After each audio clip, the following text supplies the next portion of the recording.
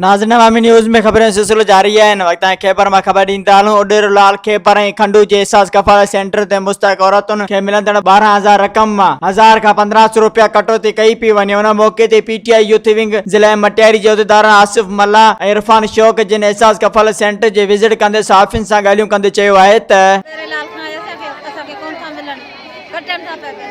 घणा पैसा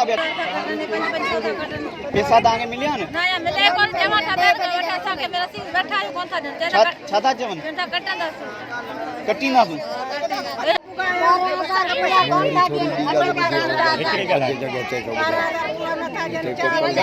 घणी कटौती थिए पैसा मिलिया न छा था चवनि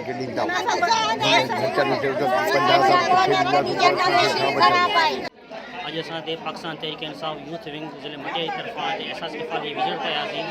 हिते जीअं त तव्हां चओ त कटौती आहे त बिल्कुलु कटौती आहे। हिते इंसान जेको आहे वॾी माफ़िया आहे, वॾी गैंग आहे ऐं हिनमें जेको चाहे पुलिस हुजे पुलिस बि नोटिस नथी वठे। हिते माइन जी तज़लील कई पियो वञे ऐं किथे 1500 किथे 2000 कटौती थी पई वञे ऐं उन खां अलावा डिवाइस खे रोके बंदि कयो वेठा आहिनि। हिते जॾहिं असां आया त डिवाइस बंदि हुई।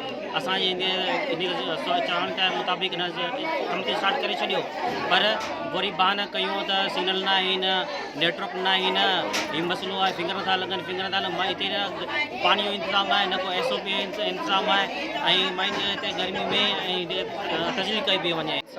यूथ विंग ज़िला मटियारी जीअं त भैया हिन असां विज़िट लाइ निकिता आहियूं। हींअर एहसास कफ़ालत प्रोग्राम लाइ ख़ान साहब जे मथां हुकुम आहे असांखे त असां जेको कटौतीअ जे ख़िलाफ़ असां उन जॻह ते हर जॻह ते निकिरी चुका आहियूं। असां खैबर शहर में कटौतीअ ते ओॾे वियासीं त उते पुलिस पंहिंजे मनमानी करे वेठी आहे। जेके उन्हनि खां एहसास कफ़ालत प्रोग्राम जे अॻुवाणी खां 50,000 रुपया घुरिया आहिनि ऐं हिन खंडू शहर में असां जीअं आया आहियूं पाकिस्तान तहरीक इंसाफ जी तरफ़ां त उते बि हिननि औरतुनि खे तज़लील कई पई वञे। हिन लाइ न को SOP ते अमल कयो पियो वञे ऐं जेको ग़ुलाम हैदर भचो आहे जंहिंजी खैबर में IDU आहिनि, उडेर लालम पे आहे ऐं हिन खंडूअ में बि आहे।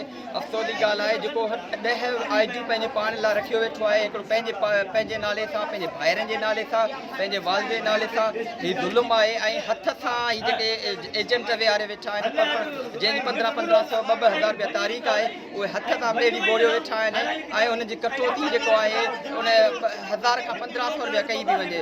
इन्हनि खे आऊं गुज़ारिश थो करियां आला इख्तियारनि खे त बराए महिरबानी हिन सेटअप खे सही कयो वञे।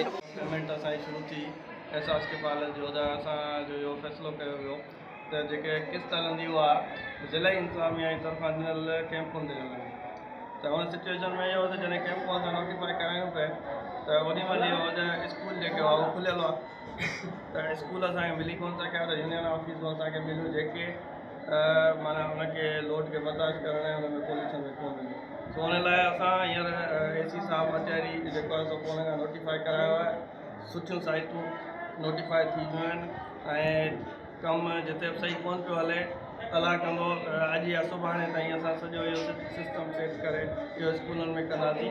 ऐं शिकायतूं जिते बि अचनि थियूं असांखे शिकायत पहिरें जा बीठल आया त ठीकु आहे। सिॼे उभरे खां हिते जा बीठल हेकर आया अची वेठा कोठ तो केॾी महिल निस्ता न इहे ॻाल्हियूं पियूं हलनि त सूबेदार चयो त कल्ह मूंखे कुझु कोन ॾिनव, अॼु खां वठी 50,000 रुपया फ़ी तारीख़ मूंखे ॾींदा। सूबेदार चवनि था हिते हदवारे चयो। हिननि चयो बाबा 50,000 तोखे किथां ॾियूं, असीं 1000 रुपया था कटियूं त बि माण्हू दाऊं पिया कनि, असीं तोखे किथां ॾियूं। तव्हांजो छा मुतालबो आहे घणी कटौती थियणु बाबा ॾिस न असां चऊं था 400 200 300 250 300 हीअ 1000 रुपया था कटियूं अॻे ई कटी न पिया। अॼु वरी चयूं 1500 कटींदासूं 2000 कटींदासूं।